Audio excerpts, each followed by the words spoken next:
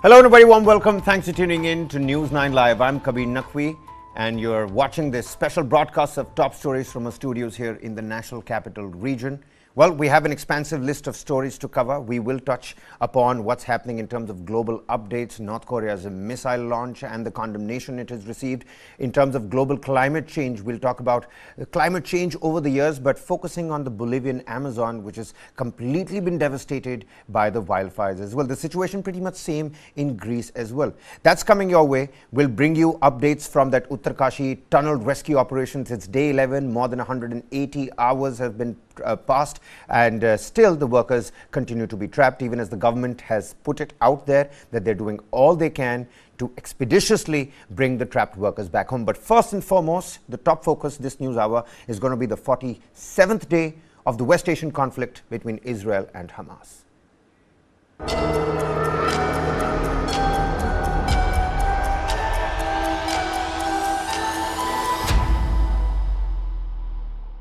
The following content may contain visuals that are disturbing, graphic, or sensitive in nature.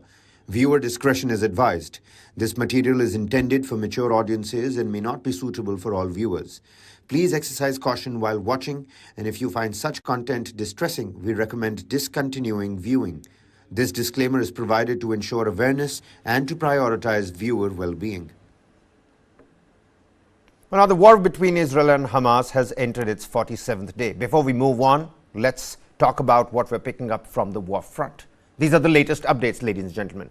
The Israeli government has voted to back a deal for Palestinian Hamas terrorists to free 50 women and children held as hostages in Gaza, this in exchange for a 4-day pause in the fighting.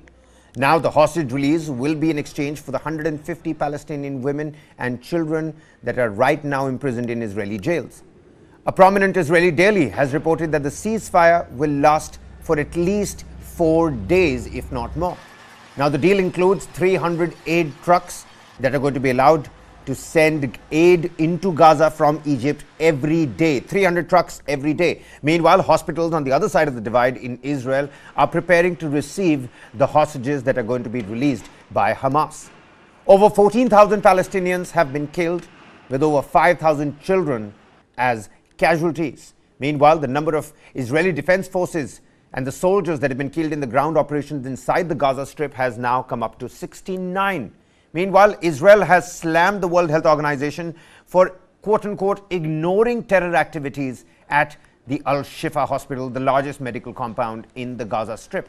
In terms of international diplomacy, the Saudi Crown Prince has asked all countries to stop arms export to Israel. Vladimir Putin says that BRICS is a panel that could help reach political settlement in Gaza. And South Africa's Ramaphosa accuses Israel of war crimes and genocide in Gaza at the BRICS summit. Xi Jinping has also made proposals on Palestinian-Israeli issue, talking about a two-state theory as well. But our top focus, ladies and gentlemen, this news hour is in fact going to be the significant development in terms of the Israeli government that has given a green light to a deal resulting in the release of 50 hostages from Gaza. Now, why this is important is because this marks a notable shift, with Israel agreeing to a ceasefire for at least 4 days for the first time since the outbreak of the Israel-Hamas war. The report suggests the potential release of 30 more hostages, extending the pause by a day for every group of 10 additional hostages located and freed. The first release of hostages is expected on Thursday. Now, the delay is because if the deal is agreed, which it has now, there must be a 24-hour waiting period according to Israeli law before its implementation, to give the Israeli citizens a chance, to allow them to petition the Supreme Court, to ask the Supreme Court to block the release of the Palestinian prisoners if they deem so.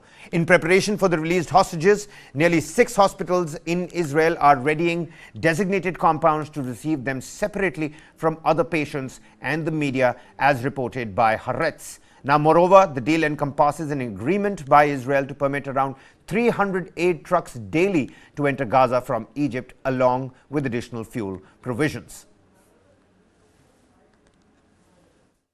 יש בחוץ דיבורי הבל, כאילו אחרי ההפוגה להשבת חטופינו, אנחנו נפסיק את המלחמה.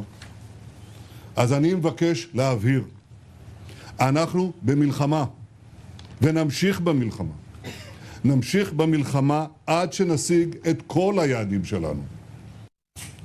במלחמה יש שלבים, וגם בהשבת החטופים יש שלבים.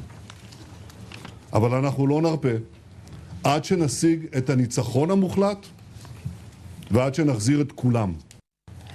עכשיו לפנינו הערב החלטה קשה, אבל היא ההחלטה הנכונה. כל גורמי הביטחון תומכים בה, באופן מלא. הם הבהירו במלוא הערכתם המקצועית, שביטחון כוחותינו יובטח בימי הפוגה, ושהמאמץ המודיעיני יישמר בימים אלה. Well, so the Israeli Prime Minister quite clearly putting it out there that this war is still going to go on and we're going to continue to fight till we reach all our goals. Meanwhile, let's quickly take a look at the full statement on the deal from the Israeli government. Now, the government of Israel, it says, is obligated to return home all of the hostages. Tonight, the government has approved the outline of the first stage of achieving this goal, according to which at least 50 hostages, women and children, will be released over 4 days, during which a pause in the fighting will be held. The release of every additional 10 hostages will result in 1 additional day in the pause. The government of Israel, the IDF and the security services will continue the war in order to return home all of the hostages, complete the elimination of Hamas and ensure that there will be no new threat to the state of Israel from Gaza. Now, there are certain conditions that were put forth by Hamas as well. Certain conditions, because according to Hamas, the deal includes the entry of hundreds of trucks carrying humanitarian, medical and fuel aid to all Gaza Strip areas, both in the north and the south.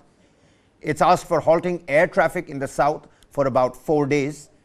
The condition also has the point where it says halting air traffic in the north for 6 hours daily. Now, during the pause in fighting, Israel agrees not to target or arrest anyone in the entirety of the Gaza Strip. But who are these hostages and how many hostages have been released? Hamas has so far released only 4 captives. This includes United States citizens Judith Raanan, 59 years old, and her daughter Natalie Raanan, who's 17 years old. They were released on the 20th of October, citing humanitarian reasons. Meanwhile, Israeli woman Nurit Cooper, 79 years old, and Yosheved Lifshitz, 85 years old, were released on the 23rd of October.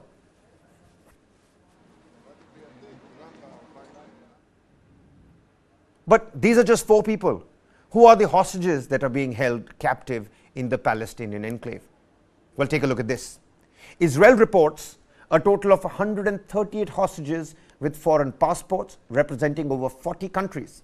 Nationalities include 15 Argentinians, 12 Germans, 12 Americans, 6 French and 6 Russians held in captivity inside the Gaza Strip. Recent estimates put the total figure at around 240, with approximately 33 children among those being taken hostage. Hamas has released only 4 hostages till date, heightening concerns over the safety of the remaining captives. Notably, the Israeli military successfully rescued a soldier as well, taken hostage on the 7th of October. But tragically, the bodies of 2 hostages were recovered on the 16th of November.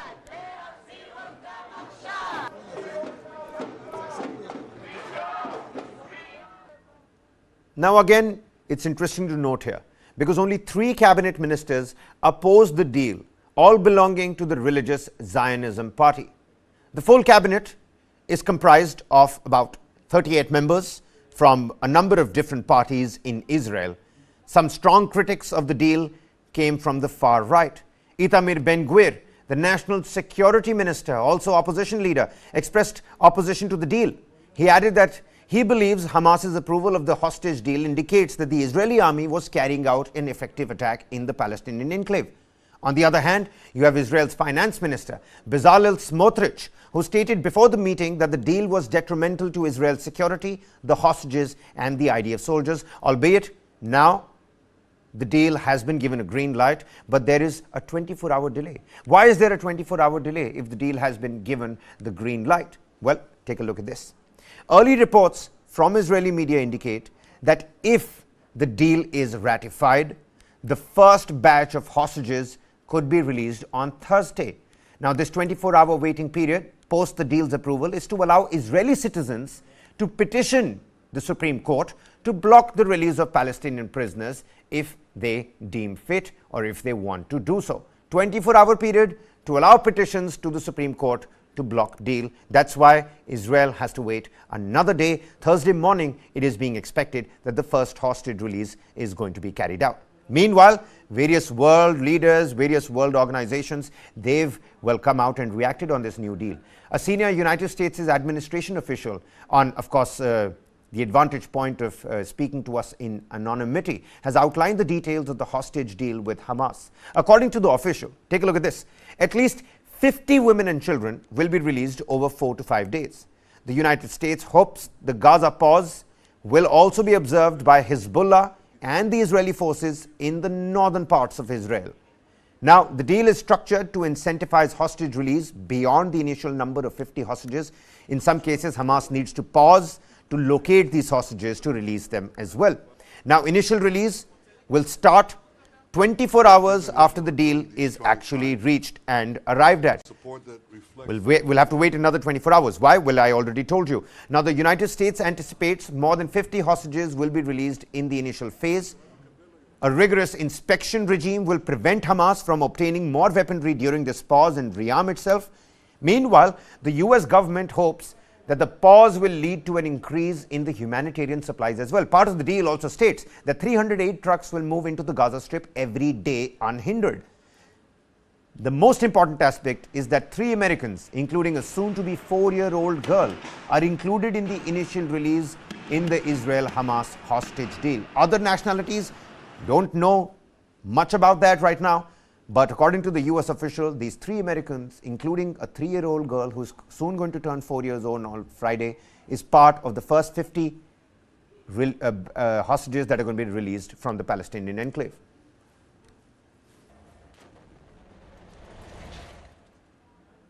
Now, Qatar has been playing a major role here. Qatari mediators, be it Anthony Blinken, be it Joe Biden himself, be it Iran, be it Egypt, whoever they're meeting, Qatari mediators, it seems like, was the fulcrum of this particular negotiation. Secrets behind it? Well, you'll have to tune into News 9 Live. We're coming up with what are the secrets of these negotiations. But let's take a look at the Qatari role, because Qatar has come out with its own statement as well. Now, Qatar has confirmed the 4-day humanitarian pause in Gaza hostilities. It was mediated by Qatar, by Egypt, and by the United States as well. Now, Qatar reveals that the number of those released will increase in later stages of the agreement's implementation. The start time of the pause is set to be announced within the next 24 hours, with the initial duration spanning 4 days, subject to extension, of course. Now, there is a full-blown statement that has come out by the Qatari media and the Qatari government. It talks about how it is going to be subject to extension as well.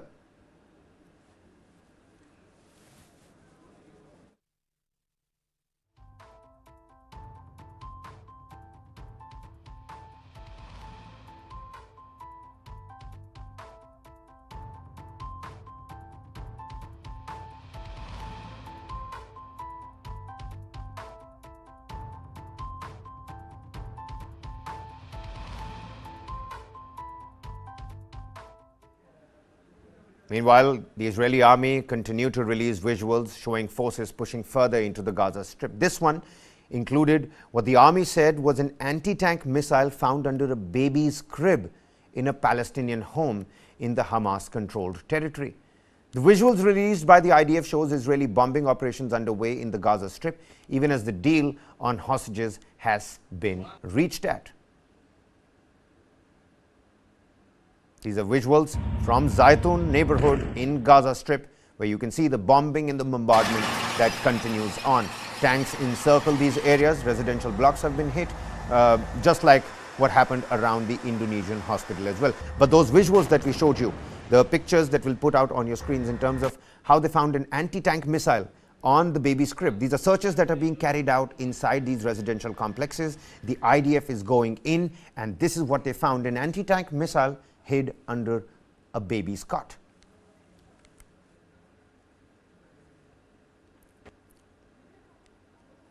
Meanwhile, Russian President Vladimir Putin, Chinese President Xi Jinping, and South African President Cyril Ramaphosa called for a political solution to the Israeli-Palestinian conflict at a virtual BRICS summit.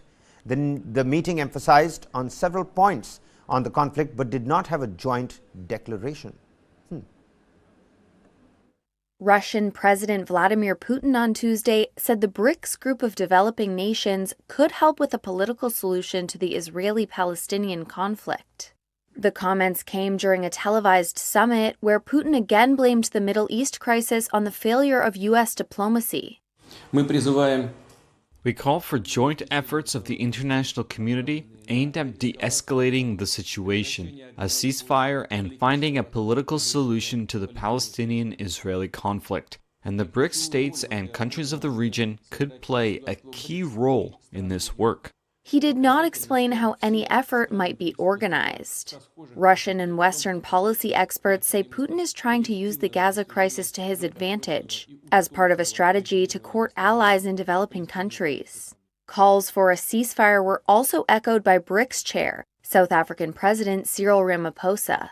As South Africa, we call for, first, an immediate and comprehensive ceasefire. We believe that BRICS has a vital role and a voice in a widespread international effort to achieve a just and lasting peace. The BRICS group includes Brazil, Russia, India, China, and South Africa. In August, it agreed to expand by adding Saudi Arabia, Iran, Ethiopia, Egypt, Argentina, and the UAE, in a move aimed at accelerating its push to reshuffle a Western-dominated world order it sees as outdated. And moving on, Yemen's Iran-backed Houthis released video footage showing armed men dropping from a helicopter and seizing a cargo ship in the southern Red Sea. Houthi rebels from Yemen were seen storming a cargo ship in the Red Sea in a video released by the Iran-backed group on Monday. Its fighters appeared to land by helicopter onto the top deck. They brandished weapons at the ship's crew and ordered them to lie down. The seized ship, the Galaxy Leader, is now in Yemen's Hodeidah port area, according to its owner, Galaxy Maritime, which is registered in the Isle of Man. The Houthi movement claims the Galaxy Leader has links to Israel. However, Israel has denied this and says the seized ship was British-owned and Japanese-operated. The owner confirmed the ship was illegally boarded on Sunday. Its crew of 25 is made up of nationals from Bulgaria, Ukraine, the Philippines, and other countries. All communications have since been cut with the vessel. The Houthis are a group aligned with Iran that have emerged as a major military force in the Arabian Peninsula. Last week, the leaders said they would target Israeli ships in the Red Sea and said attacks would continue until, quote, Israeli aggression, referring to the war against Hamas in the Gaza Strip, is stopped. A representative from Hamas thanked the Houthis for seizing the ship. He called it a welcome step in support of the Palestinian people. The United States on Monday denounced the seizure it said was a breach of international law and demanded the Houthis immediately release the vessel and its crew. But ahead of the hostage release deal, the families of more than 220 captives seized by Hamas demanded answers from the Israeli government, with many fearing a military onslaught on the Gaza Strip is putting the captives and their lives at risk. A 63-year-old grandfather, Gilad Korngold, waits anxiously as Israel and Hamas negotiate a potential hostage deal. His 7 missing family members, primarily women and children, are at the heart of his hopes for an early release. Nobody can imagine how we feel, okay? Imagine that your kid instead sleep in the bed with blanket and it's underground, deep. It's deep tunnels. 3 years old, my granddaughter, she's loved to jump all the time, trampoline and the couch, and she's very happy. There is a baby, 11 months, that need to start to work. And well, the Abu Maria Palestinian family on the other side in the West Bank voiced their joy and optimism as they watched the television waiting for the news of a hostage deal between Israel and Islamic terrorist group Hamas that could see their teenage son return home. Yusuf and Fida Abu Maria said they were hopeful of seeing their teenage son Ubay return home after he was arrested in August and jailed last month. Ubay is serving a 6-month sentence. My feelings are like that of any mother that has a son who is wounded in prison. They are carrying out violence in an extraordinary way. This is the first time they are carrying out such violence in the occupations of prison. Every day we hear a different rumor and a genuine report. We hear from those who go into prison and leave and tell us about it. They tell us things that hurt our hearts. So of course, I'm very happy. God willing, this will be concluded well. And whilst we're talking about West Bank, take a look at this. Today, an Israeli drone strike in Tolkurm camp in occupied West Bank resulted in the death of 5 Palestinians and injuries to several others, according to the official Palestinian news agency, Wafa. The Thabit Governmental Hospital's emergency department in Tolkurm was also raided by the Israeli military, as reported by the agency. The strike was conducted amid armed clashes between Israeli forces and the Palestinians in the city. Israel's commitment to dismantle Hamas remains firm as airstrikes continue in Gaza, with troops encircling the Gaza city. Even though Israel and Hamas have agreed on a Qatar-mediated deal, of course, roles played by Egypt and USA over there as well, for a 4-day truce in Gaza and the release of 50 captives held in the enclave, rising anger in the West Bank and across the Arab world grows even further.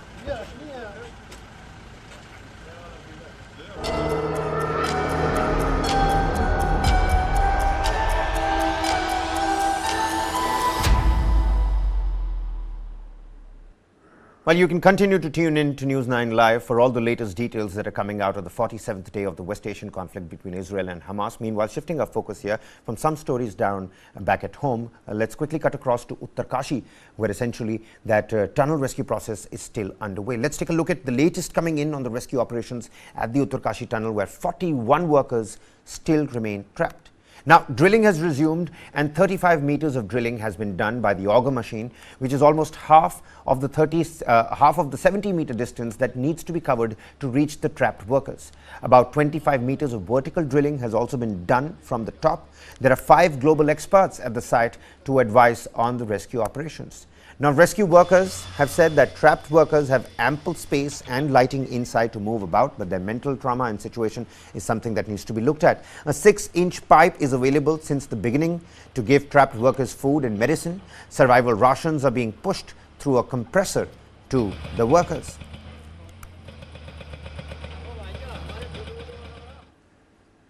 Meanwhile, the first visuals of the 41 trapped laborers in an under-construction tunnel in Uttarkashi brought relief on Tuesday, which was the 10th day of their stranding behind a heap of about 60-meter rubble. Take a look at some of those visuals. All of those trapped workers were yesterday seen standing. They spoke to the camera. They were waving to the camera. Not very enthusiastic, but let me tell you, after 10 days looking at these visuals, the sight was more positive than what people had earlier thought it out to be. The focus now is on the rescue operations, on the horizontal drilling to rescue the trapped workers from the tunnel. Horizontal drilling is being carried out from 4 sides essentially.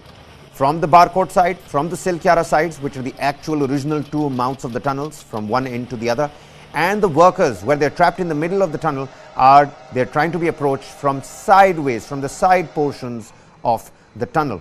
Meanwhile, a vertical drill is being taken place from atop the tunnel hill. A 6-inch food pipeline that was laid yesterday at the Silkyara tunnel in Uttarkashi has since become fully functional. About 5 to 10 kilograms each of different fruits like apples, oranges, sweet lime and 5 dozen bananas have been successfully delivered inside. Later, solid food like khichdi and roti sabzi were also given to the workers.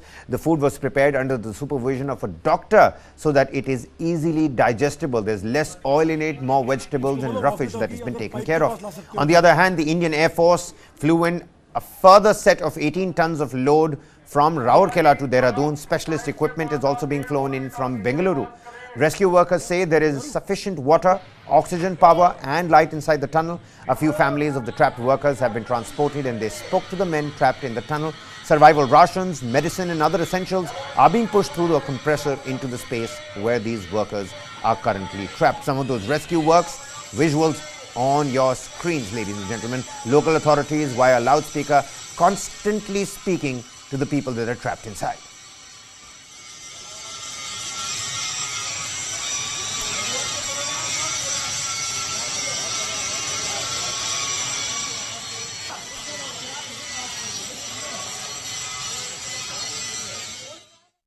Sir कितने metre सड़क आपने बना ली है? 1200 metre. 1200 metre सड़क आपने बना ली है? जी। क्या जो ड्रिलिंग की गाड़ी ऊपर जानी है उसके लिए हम अब तैयार हैं? हमने उस ड्रिलिंग की गाड़ी को भी पुल करा के ऊपर पहुंचा दिया। कितनी गाड़ी पहुंच चुकी है? 2 गाड़ी ड्रिलिंग की पहुंची है। जो मशीन अभी पहुंची है उसका वेट कितना था? ये मेरी काम नहीं था, मैंने बीआरओ का काम था ट्रैक बनाना, मैंने ट्रैक बना दिया। शुरू हो सकता है वर्टिकल ड्रिलिंग का? अगर वो मेरे पास नहीं है, मैंने ट्रैक बनाना था, 48 घंटे में हमने ट्रैक बना के दे दिया है। उसके आगे पूरा कंप्लीट हो गया, लॉजिस्टिक स्टार्ट हो गया है, हमारी रोड थ्रू है। ड्रिलिंग पॉइंट तक आप रोड बना के दे दिए? Right. Oh yes, I can say that, बिल्कुल अच्छा है, बहुत अच्छा है। 39 तक हम पहुंच गए हैं। 39 सर? जी। Major breakthrough sir. जी हम पहुंच गए हैं और उम्मीद रखते हैं सब ठीक होगा। I spoke to them, all of them are in high spirits. काम करने का पॉजिटिव एनवायरनमेंट बना हुआ है। Let us hope we will be able to achieve it. So right now we've obviously got the new 6-inch pipe in, the lifeline pipe in, and so works are being done to get that fully functioning. It's got the vision at the moment, but to get it even working better. The works are being done for the auguring for the evacuation tunnel, which is being drilled as well. Works are also being done to create safe places within the tunnel. As I mentioned yesterday, this is still an extremely dangerous environment, so we're making it safe for the rescuers in there as well. And I've observed all of that. Like I've just come out of that. We've just had some discussions. There are technical issues in there now. There'll be technical issues in there till the men are rescued and beyond. And my next job is to go up on top of the mountain, to the side of the mountain, to the back of the mountain and check progress there as well. देखिए, जैसा मैंने आपको बताया है कि रात से अच्छी प्रोग्रेस है। जैसा कि 18 मीटर जो है कर दिया गया है और 39 मीटर जो है क्रॉस हो गया है। इससे सभी लोग जो हैं एक एक्साइटेड हैं और मुझे लगता है कि जो ऑपरेशन है वो सही दिशा में चल रहा है और अच्छी तेजी से चल रहा है। और अगर आगे कोई सरप्राइजेस नहीं मिलते, कोई ऑब्स्टेकल नहीं मिलता, तो इसको हम जल्दी से जल्दी रखेंगे। देखिए, अभी जो है अभी हम बैठेंगे सभी लोग, जो सीनियर ऑफिसर्स आए हैं सभी लोग, और जो फाइनल डिटेल्स हैं इसके कि कहाँ ले जाना है, कौन से हॉस्पिटल में ले जाना है, अभी यही बता सकता हूँ कि एज पर इस मेडिकल कंडीशन जैसी भी होगी उसी हिसाब से हम डिसाइड करेंगे और उसके बारे में आपको डिटेल्स जरूर बताएंगे। You can vouch on News 9 Live to bring you all the latest details from the Silkyara tunnel mouth, where the rescue operations are currently undergoing in full swing. Meanwhile, shifting our focus here to some top international developments as well. And first and foremost, let's cut across to Netherlands, where Dutch voters are going to poll today to elect a new Prime Minister. 4 major candidates are in the fray to replace outgoing Prime Minister Mark Rutte, who will be leaving his position after 13 years. Now, one of the most popular contestants is Dylan Jesselgoes, leader of the conservative VVD party. Usually it's a fight between the left and the right. In Netherlands, it seems like it's a fight between the right and the far right. She is the front runner, leading all the polls, and is expected to be elected as the first female Prime Minister of the Netherlands. Jesselgoes is of a Turkish Kurdish origin and has distanced herself from Rutte politically. Now she is campaigning to limit migration despite being an immigrant herself. She also wants to tighten control on crimes and is a supporter of investment in green industries. Now, she's also made gestures willing to work with the far-right party, PVV, led by Geert Wilders. The new Dutch government could see an alliance between the centre-right and the far-right parties. A hard-right coalition could shake things up in Netherlands, and they can approve buildings, nuclear plants, tighten and restrict immigration and anti-farmer policies as well. There is a fear that right-wing government could even opt out of the European Union. Next up is a report. Take a look. On November 22nd, the Dutch will vote for a new parliament, an election that will give the Netherlands its first new prime minister in over a decade. It will bring an end to Mark Rutte's tenure after his centre-right government collapsed in July over how to reduce the flow of asylum seekers entering the country. and the result will determine just how conservative the country news cabinet may be. The campaign has focused on immigration, living standards, and climate change.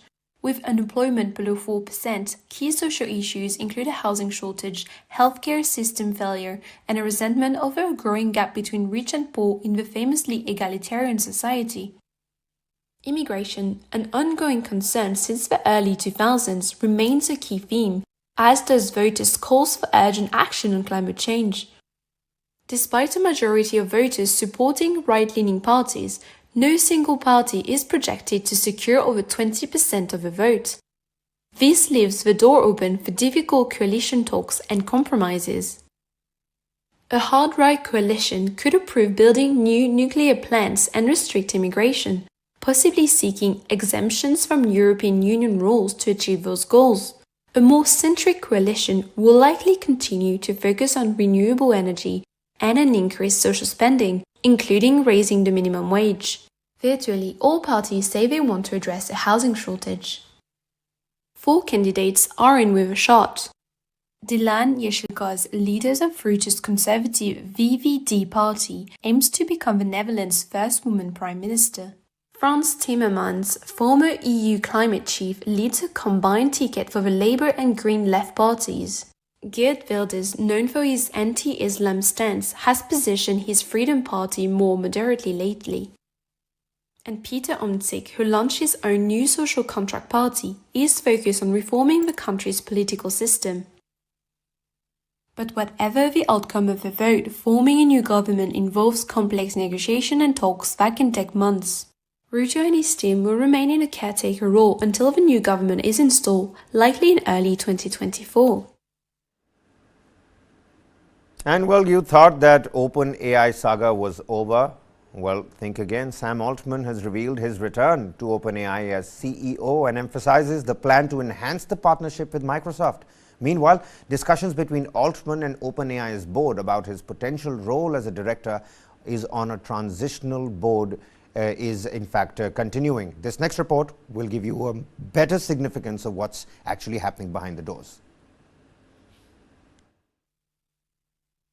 Some investors in ChatGPT maker OpenAI are looking into whether they can sue the company's board after last week's surprise ouster of CEO Sam Altman. That's according to sources familiar with the matter who told Reuters exclusively that the investors are working with legal advisors to study their options. Altman's abrupt firing by the board of directors has triggered the threat of a mass exodus of OpenAI employees. Investors worry that they could lose hundreds of millions of dollars they invested in OpenAI, with the potential collapse of the hottest startup in the rapidly growing generative artificial intelligence sector. OpenAI did not respond to a request for comment. The board fired Altman on Friday after what an internal memo called a breakdown of communications. By Monday, most of OpenAI's more than 700 employees threatened to resign unless the company replaced the board. Reuters spoke with legal experts who said the structure of OpenAI would make it hard for investors to win a lawsuit against the board. Because OpenAI is controlled by a nonprofit parent company, experts said that gives the board a lot of leeway when it comes to leadership decisions. Also, OpenAI used a limited liability company as its operating arm, which makes it even harder to sue directors, according to one expert. Meanwhile, in terms of global economic ties, the Chinese Foreign Ministry said that it would be a serious mistake in Argentina's diplomacy if the South American nation were to cut ties with major countries like China or Brazil. China is an important trading partner for Argentina, and its elected government attaches great importance to relations with China, Chinese Foreign Ministry spokesperson Mao Ning said at a regular news conference. 据我了解，你提到的内容与俄新社网站公布的采访内容有出入。蒙蒂诺在采访中表示，外界对当选总统米莱的外交政策存在误读，没有哪个国家可以脱离外交关系来发展经贸合作。如果阿根廷同中国或巴西这样的大国断绝联系，将是阿根廷外交的严重错误。 But we're talking about Argentina here. and Javier Milei, an Argentine libertarian who secured a significant victory in the presidential runoff election, vowing to usher in a new era for the country. With voters pinning their hopes on this political outsider, the focus lies on addressing the country's challenges, the triple-digit inflation, an impending recession, and the increasing poverty, all in need of urgent resolution. Argentina elected the right-wing libertarian Javier Milei as its new president on Sunday. Voters rolled the dice on an outsider with radical views to fix an economy battered by runaway inflation, giving Milei, an economist and former TV pundit, a clear win with 56% of the ballots. He appears to have successfully harnessed a wave of public anger with Argentina's political mainstream. Today brings an end to the impoverishing model of the omnipresent state that only benefits some while the majority of Argentines suffer. Today we retake the path that made this country great. Today we embrace the ideas of libertarianism. Milei's rival, Economy Minister Sergio Massa, conceded before official results were out. In a speech that lightly veiled his centrist concerns over Milei, Massa said Argentina expected the new president to, quote, provide certainty and guarantees to the functioning of political, social and economic systems. Yet it is Milei's promise to shake everything up that seems to have lured these celebrating supporters to his camp. Argentina needed a change, and that's why I bet on this new proposal. I want a change for my country that I deeply love. We've been suffering many years of decadence, and this seemed to me like a good option. No more of the same. Enough already with Peronism. We already know them. The challenges facing Milei are enormous, from the government and central bank's empty coffers to a $44 billion debt program with the International Monetary Fund and inflation nearing 150%. He's pledging economic shock therapy with plans to shut the central bank, ditch the peso for the dollar and slash spending, pushing for minimal state intervention in line with the libertarian ethos. He used to carry around a chainsaw in a symbol of his planned cuts, but shelved it in recent weeks in favor of a more moderate image. The eccentric 53-year-old is also staunchly anti-abortion, backs looser gun laws, and has criticized the progressive Pope Francis. Milei faces a highly fragmented Congress with no single bloc having a majority. This means he will need backing from other factions to push through legislation. After October's first-round vote, Milei struck an uneasy alliance with the country's main conservative bloc. That helped him win middle-ground voters on Sunday, but it could also put the reins on some of his more extreme plans. Well, people have been talking about the Israel-Hamas war, but let's not forget there's another war that's raging. It is between Russia and Ukraine, and 3 people were killed and 8 were wounded in an overnight Russian missile attack and shelling in Ukraine's eastern Donetsk and Kharkiv regions. Missiles hit a hospital in the Donetsk town of Selidov and a coal mine as well, according to Interior Minister Ihor Klimenko, who shared the same on the Telegram messaging service.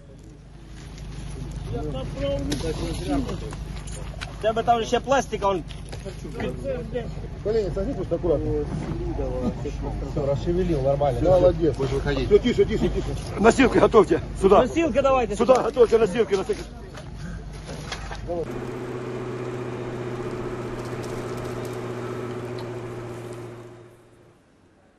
And even as the war rages on for more than a year now, Germany is extending more support to Ukraine with another military aid package worth 1.3 billion euros that will include an additional IRIS-T air defense unit, an IRIS-T air defense unit.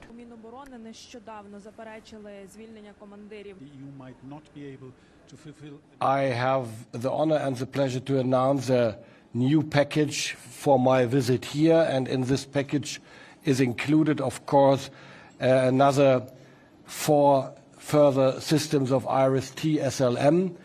Is included is artillery ammunition of 155 and panzer defense mines.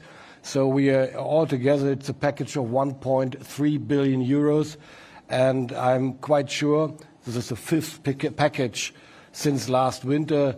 This will help you in your fight against the Russian aggression.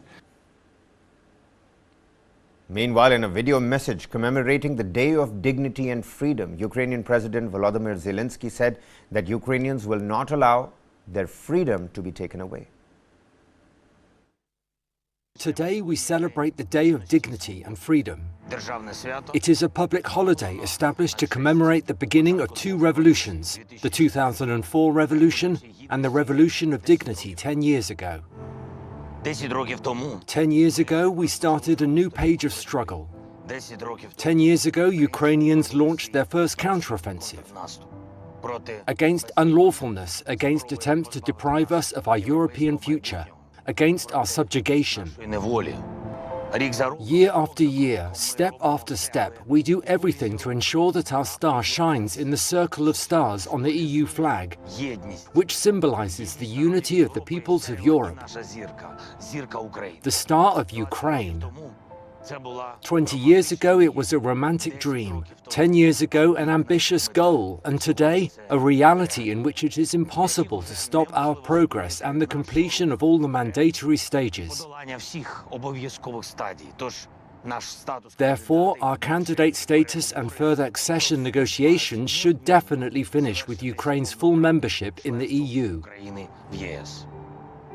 And we are doing all this despite the war, when our people are defending themselves and Europe right now, because we have dignity and will not allow our freedom to be taken away from us. Shifting our focus here, 5 mummies that are some 1,000 years old have been unearthed in the Peruvian capital of Lima, archaeologist Luis Takuda said on Tuesday. Now, these were found in a 3,500-year-old pre-Inca temple. 4 are apparently children, of whom 3 are covered with textiles and the other 2 are skeletons. And these, again, let me remind you, are 1,000 years old. Visuals on your screens. The pre-Inca Yashma culture inhabited the central coast of Peru from around 900 to 1450 AD.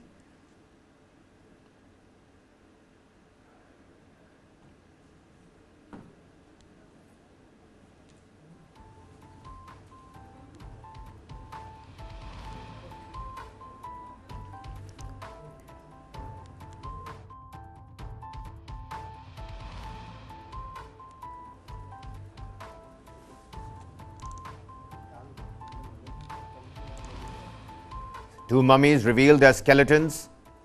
3 of these 5 mummies are children, according to various archaeologists. These mummies are essentially dated to be between 900 and 1450 AD, about 1,000 years old. 5 of them from Peru, a pre-Incan temple that was housing these mummies.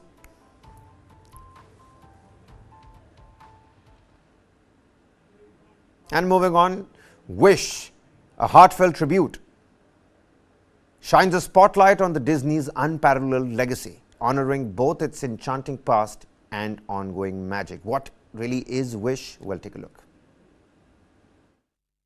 To mark Walt Disney's 100th anniversary, the company is reaching back to its modest beginning to inspire future generations. Once upon a time stood Rosas, a most magical kingdom. New animated musical movie Wish draws from the iconic song When You Wish Upon a Star. The song featured in the 1940 cartoon film Pinocchio about a puppet wishing to become a real boy. Animation Chief Creative Officer Jennifer Lee wrote the new film. And within that, we felt like it embodied not only Walt's journey himself in terms of having a wish and a dream to build such a incredible connection to the world through hope and possibility and magic and storytelling and entertainment, but really through each one of us having that drive in our hearts. So in many ways, it unlocked a complex story from such a simple idea. In Wish, young heroine Asha makes a passionate plea to the stars after she senses a darkness in the kingdom of Rosas. A magical star responds and helps her challenge the powerful sorcerer King Magnifico. You are their handsomest, most beloved king. You're right. I am a handsome king. Actor Chris Pine provides Magnifico's voice. I think it's a really beautiful way and an elegant way of celebrating the 100-year anniversary by making a film that's all about probably the most iconographic part of the Disney brand, which is When You Wish Upon a Star. Whoa! I have a few thousand questions, starting with, how is any of this possible? Ariana DeBose, who lends her voice to Asha, says the role has helped her grow as a vocalist. And I'm a inherently very nervous vocalist, but they still gave me the opportunity, and so it challenged me to be a better singer than I was the day before. And so I just kept trying to show up my best self and meet the challenge, which also is something that is very inherently Asha.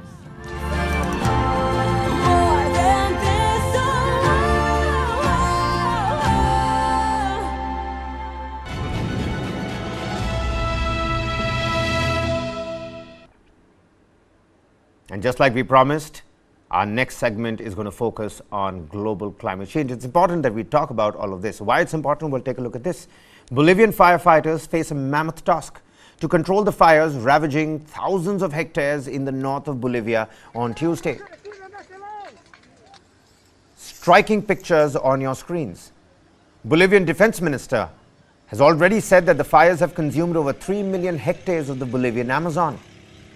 Weather forecasts predict heat waves for the next few days, which has prompted the president to ask for international help to fight the fires. Just on Tuesday, 30 Venezuelan firefighters arrived in Bolivia to support firefighting efforts, and French President Emmanuel Macron announced 100 firefighters will be sent to the Andean country. Now, according to the latest report from the Bolivian Environment Ministry, over 127,000 fires outbroke in the month of November alone.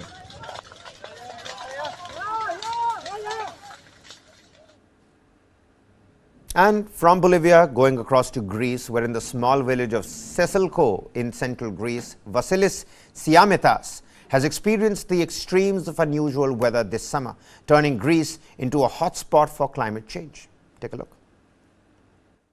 The devastation from recent natural disasters in central Greece was clearly visible outside the home of Vasilis Siamitis and his family in the village of Sesklo. After 2 rainstorms in September, a bridge across this stream was destroyed and water supply lines were uprooted. The family car was swept away too. But Siamitis, who is a farmer and businessman, said that's only part of what his family has endured, as the area also experienced a wildfire in July that scorched their almond grove. There is nothing else that can happen to me. That is, my fields were burned, my house almost burned down, 2 shops, the 2 businesses that I own were flooded, my house was flooded, I'm a flood victim. I don't have a car. What else can I say? There is nothing else. The storms killed at least 16 people and turned the area into an inland sea, destroying homes, farms, and wiping out swaths of crops. Vasilis and the rest of his family were trapped in the house for 24 hours, but were not hurt. Their crops, including these almond trees, had already been decimated by the fire 2 months earlier that burned for 2 days. It occurred during a summer when Greece had its longest heat wave in 30 years. The weather conditions were so bad, the wind, there was no humidity that day. The fire was moving fast. There was not enough time to do anything. Siamitis said the trees need to be uprooted and new ones need to be planted. It will take them 5 years to produce a crop. It is becoming a part of life here as fierce storms and floods have become more frequent in recent years, making Greece a climate change hotspot. And this year's United Nations Climate Conference in Dubai marked the world's 28th leadership gathering to confront global warming since the first conference of the parties in 1995. Here's a look at some of the key moments in the history of climate negotiations. The world's 28th leadership gathering to confront the existential threat posed by climate change begins on November 30th in Dubai. As world leaders look to address our long-known problem, here's a look at some key moments in the history of climate negotiations. In 1990, at the UN's Second World Climate Conference, scientists highlight the risks of global warming to nature and society. British Prime Minister Margaret Thatcher calls for binding emissions targets. We need to speed up action and set ourselves higher targets and shorter deadlines. In 1992, countries at the Rio Earth Summit sign on to the UN Framework Convention on Climate Change. It establishes the idea that developed countries must do more to tackle climate warming emissions. In 1995, the first Conference of the Parties, or COP, is held in Berlin. A final document calls for legally binding emissions targets. In 1997, at COP3 in Kyoto, Japan, parties agree to emissions cuts for developed countries. In 2005, the Kyoto Protocol goes into effect. It's a legally binding treaty in which 55 countries agree to reduce greenhouse gas emissions. In 2009, COP15 talks in Copenhagen nearly collapse amid efforts to agree to a binding post-Kyoto framework. Countries instead vote to take note of a non-binding political statement. COP 16, 17, and 18 all failed to set new binding emissions targets. Delegates in Doha at COP 18 instead extended the Kyoto Protocol through 2020. In 2015, COP 21 results in the Paris Agreement. L'accord de Paris pour le climat est accepté. The first global pact to call for increasingly ambitious emissions pledges from both developed and developing countries.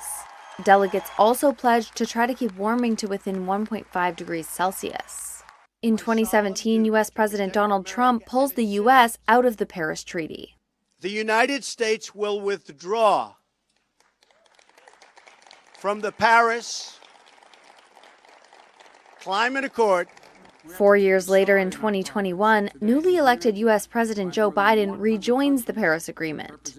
At COP26 later that year, the Glasgow Pact sets a goal of using less coal and resolves rules for trading carbon credits to offset emissions. In 2022, COP27 in Egypt marks a historic deal for a loss and damage fund for costly climate disasters, but does little to address the emissions fueling such disasters. And with that, it's a wrap on this edition of Top Stories. Lots more continues right on the other side. Keep watching Newsline Live.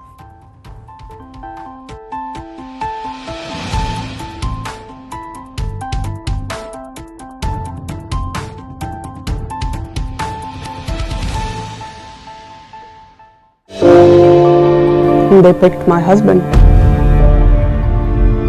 He was tortured there for 2 years. He was enforced disappeared. We had no idea where he is. Within 15 minutes, we got the information that